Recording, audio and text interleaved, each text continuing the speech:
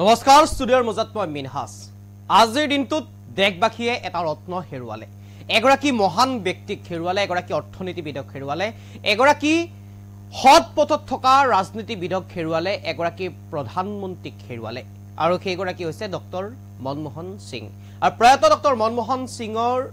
পৰলোক হোৱাৰ পিছতে এক প্ৰকাৰ সমগ্ৰ দেশতেই শোকাস্তব্ধ হৈ পৰিছে সমগ্ৰ দেশে শোক পালন কৰিছে প্ৰতিখন ৰাজ্যই শোক পালন কৰিছে অসমতো 7 দিনীয়াকৈ শোক পালন কৰিছে ৰাজ্য চৰকাৰে ইতিমধ্যে মুখ্যমন্ত্ৰী ডক্টৰ হিমন্ত বিশ্ব শৰ্মাই নিজৰ ফেচবুক পোষ্টযোগে এই কথা ঘোষণা কৰিছে 26 তাৰিখৰ পৰা অহা 1 জানুৱাৰীলৈ শোক পালিব ৰাজ্য চৰকাৰে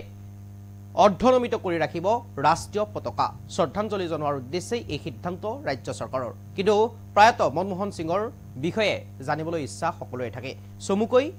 প্ৰয়াত মনমোহন সিঙৰ বিষয়ে দুই এষাৰ এই মুহূৰ্তত সবিশেষ চমুকৈ প্ৰাক্তন প্ৰধানমন্ত্ৰী মনমোহন সিং জন্ম 1932 চনৰ 26 ছেপ্টেম্বৰ 1982 চনৰ 16 ছেপ্টেম্বৰত ৰিজাৰ্ভ বেংক অফ ইণ্ডিয়াৰ গভৰ্ণৰ নিযুক্তি 1991 চনৰ 1 অক্টোবৰৰ পৰা 1919 চনৰ 14 জুনলৈকে অসমৰ পৰা ৰাজ্যসভাৰ সাংসদ হিচাপে নিৰ্বাচিত হৈছিল 1991 চনৰ 21 জুনৰ পৰা 1996 চনৰ 16 মেলৈকে পিভি নৰসিংহ ৰাও মন্ত্ৰীসভাত কেন্দ্ৰীয় বিত্তমন্ত্ৰী হিচাপেও দায়িত্ব গ্ৰহণ কৰিছিল এইগৰাকী অৰ্থনীতিবিদ প্ৰাক্তন প্ৰধানমন্ত্ৰী মনমোহন সিঙে 1998 চনৰ 21 মাৰ্চৰ পৰা 2004 চনৰ 21 মেলৈকে ৰাজ্যসভাত বিৰোধী দলপতি দায়িত্ব লাভ কৰিছিল 2004 চনৰ 22 মেৰ পৰা 2014 চনৰ 26 মেলৈকে দেশৰ প্ৰধানমন্ত্ৰী হিচাপে কাৰ্যনিৰ্বাহ কৰিছিল এইগৰাকী প্ৰাক্তন প্ৰধানমন্ত্ৰী মনমোহন সিঙে 2024 চনৰ 26 ডিচেম্বৰত দিল্লীৰ এইমছত 92 বছৰত শেষ নিশ্বাস ত্যাগ কৰে ইয়াৰ চমুকৈ প্ৰাক্তন প্ৰয়াত ডক্টৰ মনমোহন সিঙৰ চমুকৈ এই কাহিনী এইগৰাকী আছিল দেশৰ প্ৰাক্তন প্ৰধানমন্ত্ৰী তথা অৰ্থনীতিবিদ এগৰাকী জ্যেষ্ঠ নেতা ৰাজনীতিবিদ অৰ্থনীতিবিদ দেশৰ প্ৰাক্তন প্ৰধানমন্ত্ৰী মনমোহন সিং আৰু মনমোহন সিঙৰ বিয়োগত এক প্ৰকাৰ শোকাস্তব্ধ হৈ পৰিছে সমগ্ৰ দেশ প্ৰতিখন ৰাজ্যই পালন কৰিছে শোক অসমতো 7 দিনীয়াকৈ শোক পালন কৰিছে ইতিমধ্যে ঘোষণা কৰিছে ৰাজ্য চৰকাৰে 7 দিনীয়াকৈ শোক পালনৰ নিৰ্দেশ প্ৰেৰণ কৰিছে আৰু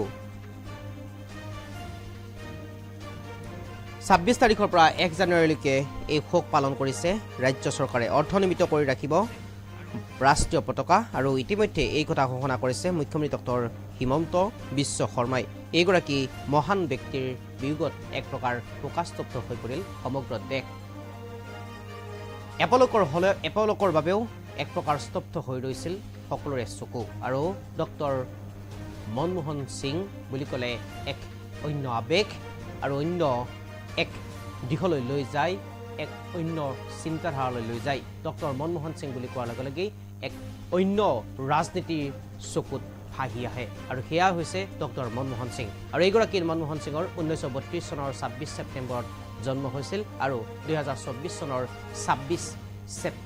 26 ডিচেম্বৰত মৃত্যু হয় আৰু কালিৰ দিনটোত দিল্লীৰ এইমছত পৰলোক প্ৰাপ্তি হতে এইগৰাকী ৰাজনীতিবিদৰ আৰু বাৰ্ধক্যজনিত কাৰণতে মৃত্যু হোৱাৰ কথা উল্লেখ কৰিছে ইতিমধ্যে চিকিৎসকে হঠাতেই ঢলি পৰিছিল প্ৰায় 8:30 বজাত নিশা তাৰ পিছতেই 9:51 মিনিটত শেষ নিশ্বাস ত্যাগ কৰে দিল্লীৰ এইমছত আৰু ইতিমধ্যে সম্পূৰ্ণ ৰাষ্ট্ৰীয় মৰ্যাদাৰে শেষকৃত্য সম্পন্ন কৰা হ'ব প্ৰয়াত ডক্টৰ মনমোহন সিঙৰ